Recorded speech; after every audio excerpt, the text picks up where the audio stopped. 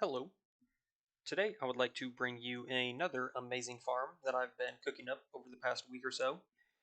And I came across this farm just because there is a limitation to risk scarabs. So, a week or so ago, or even before the patch came out, I said that these risk scarabs were going to be legit broken, and they are. But it is now kind of come to light that they need to be paired with something that adds mobs to the map, so that the modifiers that these bring, which is increased pack size, increased quantity, increased currency, scarabs, blah blah blah, all that combined is not going to do much if you just drop 5 scarabs on a map because the base map doesn't have a lot of mobs. So, what I've came across is that Blight generates a lot of mobs, like a lot of mobs. So this scarab generates a lot of mobs, and the reward at the end, the big chest, doesn't really do anything. Doesn't matter. All we are is looking at the loot explosion, and then on top of this, this scarab increases the loot that the mobs drop. And I will show an example in a bit. But in each of these blights, I'm probably killing 2,000 plus mobs. So these 2,000 plus mobs are being juiced by this scarab by like, I don't know, 4 to 8x more loot. So I did a test, and this is 20 maps that I just ran.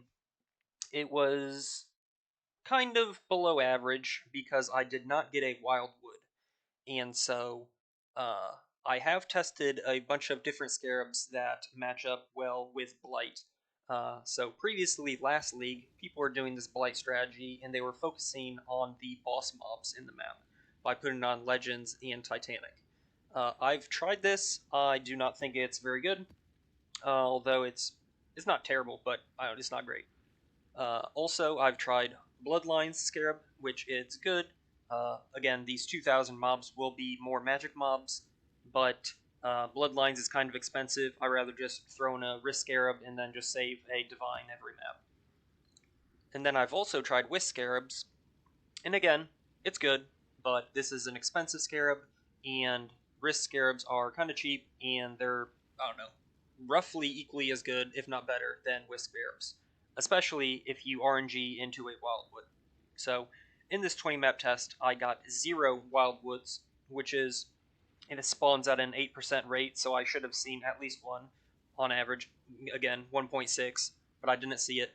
So, this is the base loot that I got, and it's a lot of loot. As you can see, I averaged a Divine per map, and I averaged a Voldo box per map. I also almost self-sustained the T16s and a halves that I was running. I dropped, 18 and 20 maps. And then I also dropped 12 T17s. And I dropped a bunch of currency and scarabs. So I did this testing in standard. You can look on screen and determine what price this is in League. But again, I got no wildwoods, and my profit per hour was 68 divs because these maps take a little bit long. It took me 90 minutes to run these 20 maps, so I divide by 1.5, and these are the breakdowns of the strat. So I would say bare minimum, you're getting 68. And also, since you're dropping so many T1 currencies in my previous tests that I've done, I have dropped 3 locks from this, and I've probably done probably 80 maps. One of them was duped, so I got kind of lucky there, but yeah. This 68 div per hour is no wildwood and no locks or mirrors. So, honestly, realistically, this may be closer to 100 div per hour, at least currently in standard, which puts it probably, I don't know, top 1 or 2 farms in the game.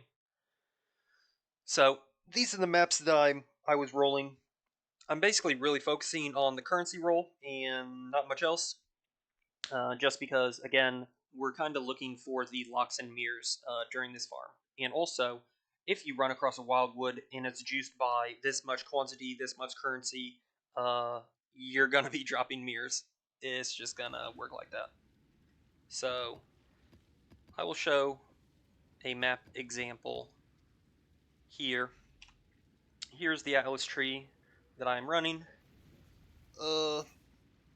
Yeah, Yeah, it's just, I don't know, kind of the basic Blight tree with some Scarabs and currency and pack size stuff. In what you are doing.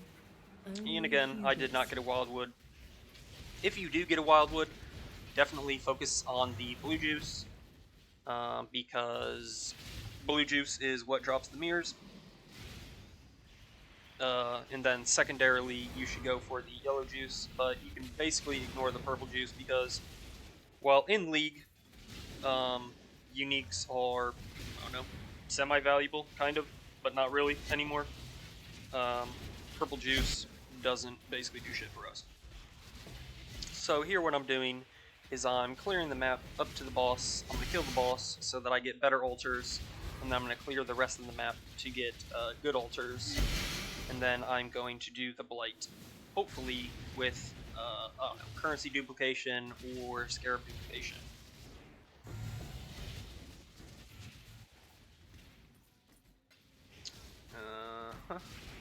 And also, interestingly, as you saw by my breakdown on my notepad, Scarabs isn't that much far behind my currency, at least per hour, if you don't drop locks or mirrors. But obviously, when you drop locks or mirrors, your currency amount should, I don't know, be 3x your Scarab amount. But the T1 currencies and the Scarabs should give a decent baseline for having good loot. So these Blights are pretty RNG on if you get a good layout or not. This layout, it like forks into like 2 and 3.